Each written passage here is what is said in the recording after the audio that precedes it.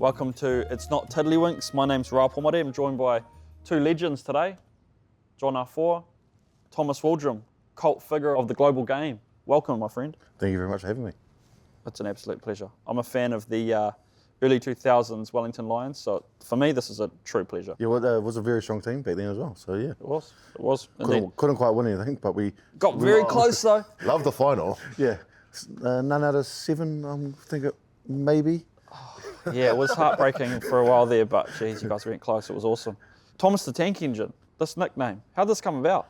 Yeah, because I was always all right at scoring tries, and then Pity came up to me one time and he's like, just toot the horn. And I was like, oh, okay then. Because no one really did any celebrations and stuff, sort of early 2000s, and then I did it again and it sort of got caught on, and then wherever I went, like Hawke's Bay played Thomas The Tank Engine if I scored a try, and then Leicester Tigers did it, then Exeter, and it sort of just stuck around, and then yeah, everyone's just calls you the Tank after a while, which is nice. It's a good nickname, isn't it? That's great. You get some horrible ones. Yes. And you get some real stinkers, but like that's a nice, friendly one that, you know, you can explain it nicely, and it's not like, oh yeah, can't really dive into that. And like you said, you got the whole theme song, you got the action. It's like a multi-attack nickname. I was thinking about it because then my two boys play rugby as well. So if I'm Thomas, my oldest boy is Troy, because there was no Troy in the Thomas Tank Engine, but you could call him like Percy, and just build a reputation around that. And then the youngest one, I haven't decided what his nickname will be, but just names of train. So just keep that, just thinking about like royalties and stuff for, and keeping your name in the game. You've already got them set up for superstardom. What sports do they play? Are they playing any sports? Yeah, exactly what me and my brother did, athletics in the summer and rugby in the winter. Man. Yeah. Oh, and you grew up doing athletics. Discus, right? Discus. How good were you? Not by my trumpet, but you're pretty good. I sort of got I won New Zealand secondary schools in discus, and maybe second in shot put and second in hammer. So getting up there, throwing some like probably decent distances. I think I got up to like 53, 54. But I think that's the problem is if you want to carry on athletics, you'd have to go to America. Like I wouldn't be able to cook and stuff as well. I'll just be eating everything, takeaways. America's not for you, I think. No, yeah, I don't think America. The fast food and the large meals might set you back, like type 2 diabetes. Yeah, and you see like all the, because my boys are into it, and you see what they call them, the D1 athletes, the life of what they eat, and everything's free. Like, but I probably at 19, 20, you wouldn't be able to help yourself. You'd just be.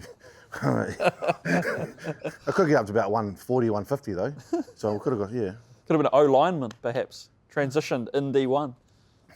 Defensive lineman, perhaps, in the NFL? Nah, because you want to touch the ball, don't you? Yeah, true. Yeah, Yeah. Kicker, maybe? The Grubber, just quickly. When did the Grubber develop in your game? Was it like as a child, or what are we talking? No, it's probably watching like Zinzan, like in the, was it 95 World Cup, and doing that drop goal and stuff. You sort of, that gives you like, well anyone can do it. So that sort of gave me confidence. Like if you practice enough and you do it, and when it's the right time, there's always right and wrong times to do it. As you see Matt Dunning doing the drop goal. Advantage offside! Dunning looking for a three-pointer. It's there! Wow! Every time we go over, and it's gone over. I think he might regret that at the end of the game, I think, Greg. 20 points to 14. Well, normally I would be jumping up and down, going berserk at Matt Dunning, slotting a field goal from 28 metres out. He can't believe it. The crowd can't believe it. He's going, oh my God, sorry. He's apologising for kicking a drop goal. Wrong time to do it when they Needed the 5 points or something, wasn't it? needed the 5 points to get to the semi-final. So, like, good on him for trying, but it was just the wrong way of doing it. But yeah, I just enjoyed getting out there and showing skill.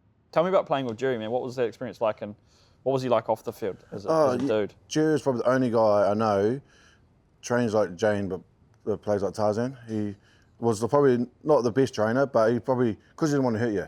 So if you're doing contact tackling drills, a bit like Manu Tuolangi for England, like they could chop you in half, but they won't do it because they enjoy their teammates, and that's what Saturday's for. You build up for that Saturday, and seeing Jerry just sort of cruise around.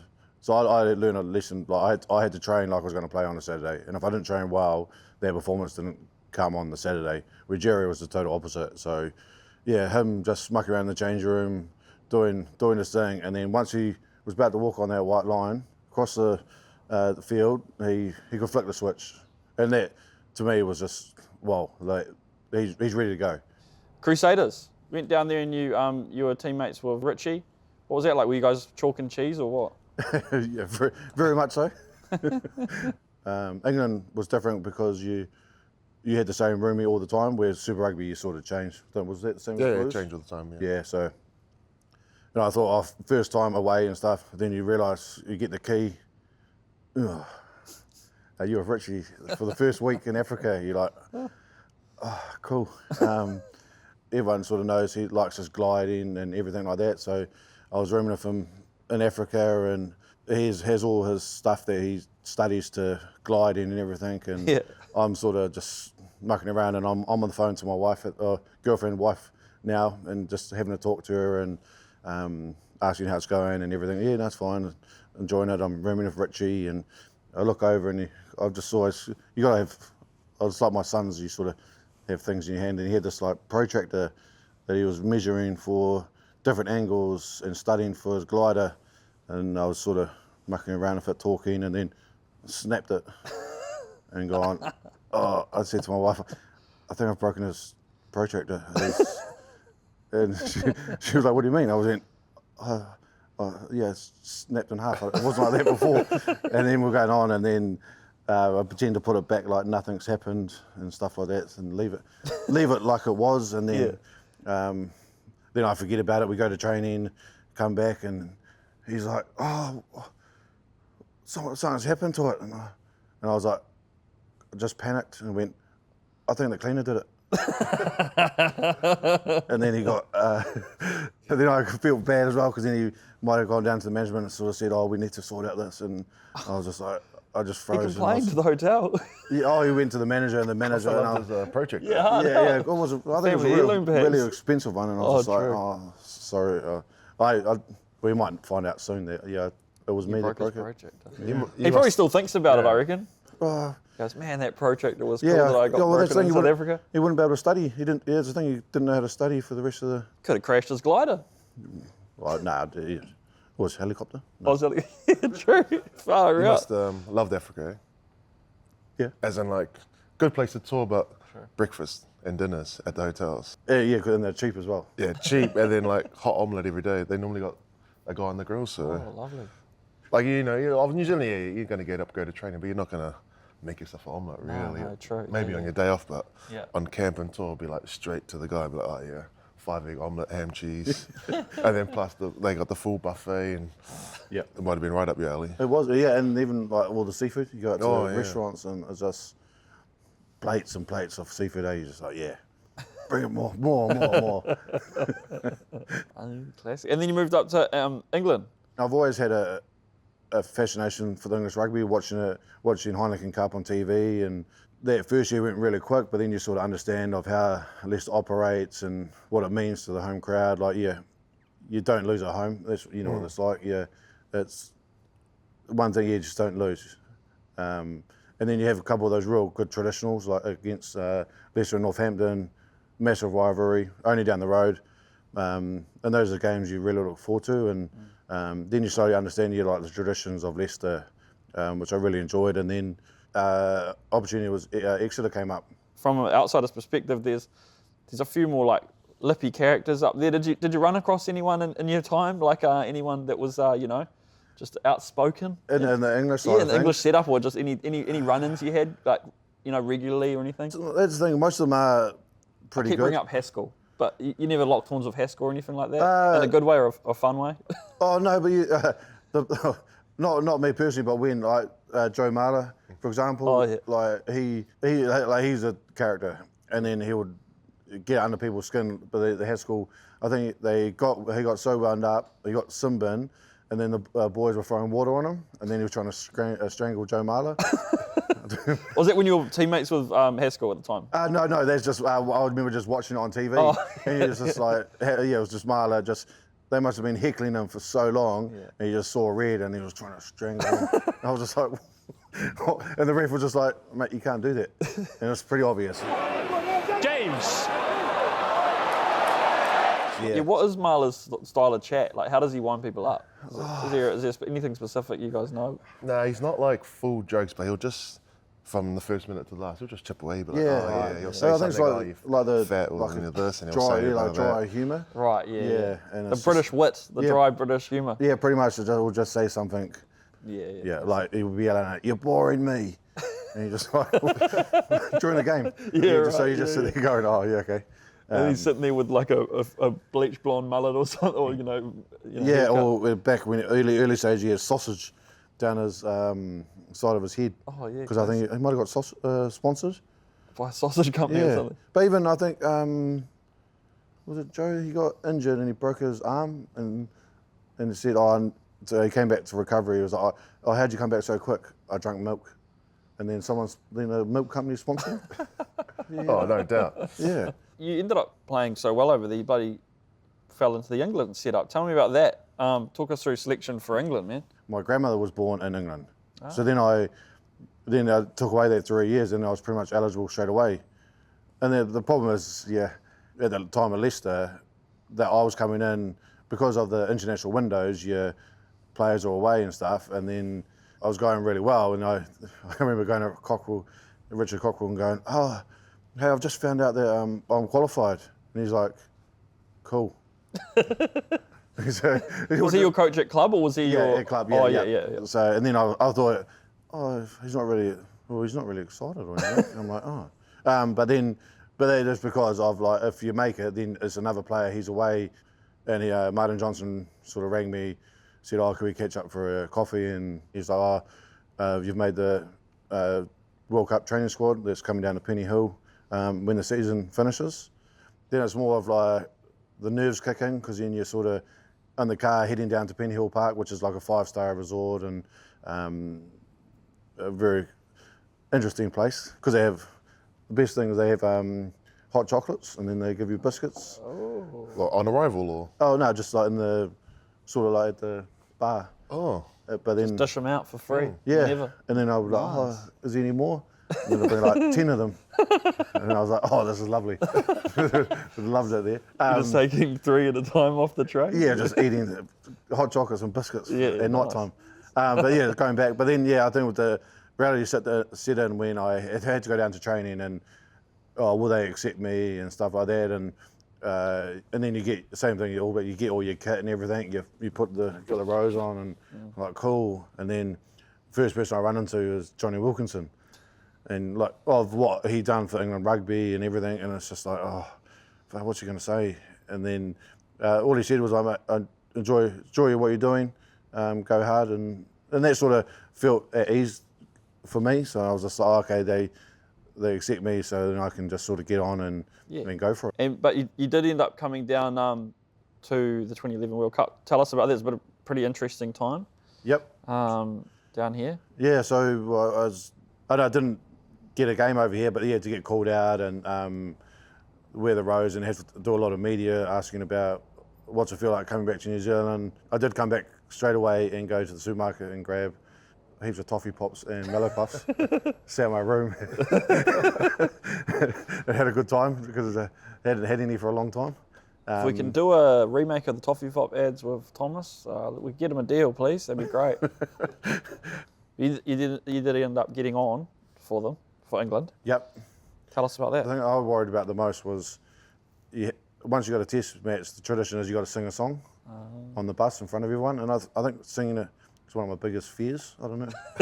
Really? Yeah, everyone Those deep, dark ones. Well, and, everyone hates spiders and stuff, but Yeah. I think singing. Yeah, I true. just No not- karaoke for you. Nah, Never a I fan. can drink at karaoke. I can Yeah, have a few yeah. beers. Watch and laugh at others. Yeah, but just singing is just, I don't know, it just petrifies me for some reason. I don't know why. What'd you go with then? So that's the thing. So once I knew, I just studied Yellow Submarine. It's pretty good. For like 3 days, just in my room, just not worrying about anything else, just trying to study the lines for Yellow Submarine. What about the anthem? You sing it, or you just? Yeah. Well, that's one thing. The anthem's short and pretty easy as well. Yeah, So I true. remembered that. So, yeah. So there's no like qualms about like, oh, am I going to sing it, not sing it? Just No, happy to get amongst it. No, yeah, oh yeah. Well, that's yeah, because yeah, once you sort of decided, yeah, this is where I want to go, you put everything into it. So, and that includes the anthem and buying into the cultures and stuff like that. And that's just but that's probably just me as well. Do you remember the start of the first verse of Yellow Submarine by any chance? Or No, I don't want to get nervous. No. you were top try scorer in the premiership. How does that happen from number 8? 2 years in a row. 2 years in a row. How many Yeah. tries was that all up? Must So be 16 in 1 year. With all up, they work out 130 metres, 130. yards all up. That's how many yards each try came from. No, all up over 16 tries. Really? So about 2 metres each. 2011. Shenanigans, Queenstown. What is that? What is Queenstown and the England rugby team sort of famous for? Just touch on that. 2011, because of the English media, they're sort of always at you. They don't. You're always sort of in the spotlight. And a few things happened on that tour as well. They went to Queenstown, probably had too many beers and things might have happened, and we got knocked out.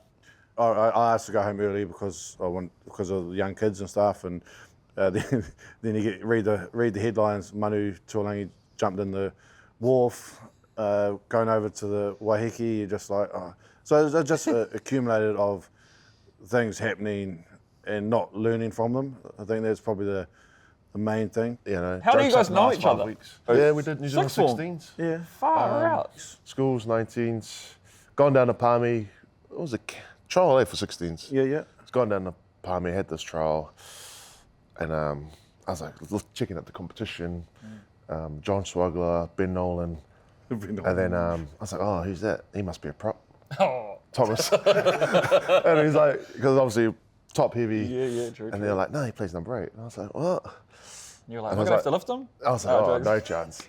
But then we're doing like the 40-metre sprint. Yeah. And everyone's like, oh, this guy's no chance. But no. Like you Gassed said, you guys. quick. Yeah.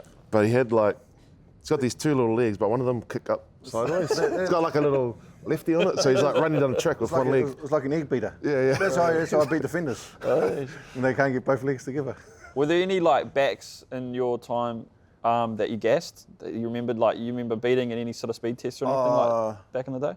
No, not a speed test. Fitness testing. Yeah, true. Fitness testing, I would always do pretty well, and then run over top of them sometimes true. in games. Yeah, but no, it was always the fitness testing. That's I always enjoyed. They sort of look at you and go, That prop. Were Broncos the thing? No. "No, it was 3K. not quite your day. It was 3Ks at the time." Or Henny Mullers or whatever, no. So you used to go to the institute down Yeah. in Palmy, and you'll catch the bus from the airport, and you go down the hill, and then you'll just see the track down the bottom there, and you'd be like, oh, Yeah, gonna yeah, be 3K. running it in like an hour's time. 3K time trial. What then was your they best 3K back in the day, high school? Or peak? Peak, I did it in about 10:30, 10:25 it was. And then I did one because I was eligible again the following year. And I came back to the trial and I was probably 15, 16 kilos heavier than what I was. Yeah, I blew out. And then I remember the coach coming to me and just going, "What you've ruined this. What have you done?" It was like he was in disgust of me, and I'm like, oh. He believed in you, you know? Yeah, and I was just like, You had a good summer. Do you remember that summer? yes. Chicken sandwich and beers Thursday, Friday, Saturday. Well, I was very much the same. I think might have been 19s or 21s. Did not like 10-minute, but it was like 12-minute, 25 seconds for my 3K. And we went to the UK for our under 21s. And it was like the first time when you go away to a hotel for 6 weeks, and it was just unlimited food, like buffet for breakfast, buffet for lunch, buffet for dinner. And then I was eating Nutella and Nutella toast in between meals. No. So I've slammed on the weight. But obviously I didn't notice it because I was wearing the baggy clothes. Come back and did a 3K for Auckland, 20 minutes. It's my time. Took me 20 minutes. It's my So time. mine was opposite. So then, they were looking at me in disgust and everything. And then I went out and did it in like a 10:45. Yeah, in bed. Even after the bad summer, the big summer. Yeah. So being probably 15 kilos heavier, and Yeah. he's like, oh, well, okay, you can carry it then. You guys both playing in Wellington? You and your brother at one point in time, mate? we both played for Wellington. Both and played then, for Wellington and then he yeah. left and went to Taranaki. That's and I right. stayed in Wellington. Yeah, because there was opportunity from, I think it was a juice bar he went up there and tried to run. Oh, yeah. Yeah, so he went to the Taranaki and did some good time up there. And then I was in Wellington and we played each other a few times in playoffs. Still remember he got real angry once when we were playing each other and I think we made a tackle and his boot fell off. Oh. You know, like you think a brotherly thing would give it back. I was like, nah, trying to throw it as far as, into the crowd as far as possible, and you could hear him go, "Oh, you're a Thomas." Or we would go, "Oh, whatever, fat boy," or something. He would have said something real nasty. But yeah, no, yeah, growing up with him, like that's the thing, because having someone like he was 3 years older, but I was probably bigger than him, and he was faster. So I'd run over the top of him, and he would run around me. Yeah, right. So it would just, and that's the thing. I was playing one-on-one rugby in the backyard and down in the river back in Wanyamata, and that's probably where, yeah, we probably learned a lot. Just sort of, like for him being smaller, how to tackle a bigger person, and probably for myself of trying to get in the right positions to stop someone really quick, and those things sort of, yeah, helped us in our career later on. But yeah, the problem is like he had so many injuries as well. He was out so long for his foot, then came back and went to the Chiefs. It was going really well, and then the semi-final breaks his back, another setback, and goes on tour, yeah, and then with the All Blacks, and then gets injured again. So and it breaks his arm before the trials and stuff like that. So. And that's the thing, so he's had so many injuries, and I was probably lucky. I had a couple of broken bones towards the end, but they were only 6 weeks, and you're away laughing again, where he had some really long-term ones, and you look at him now, he's sort of, like, yeah, you look at the rugby's probably taking its toll on his body and stuff like that, but he's still keeping fit, and his boy does cross-country, and he goes and runs with him and stuff like that, so, yeah. But he's keeping well, and, yeah. We still annoy each other at 40 years old now. Oh, man. Thanks heaps, Thomas. That's another It's Not Tiddlywinks from me, Rapomari, and John R4. Ciao.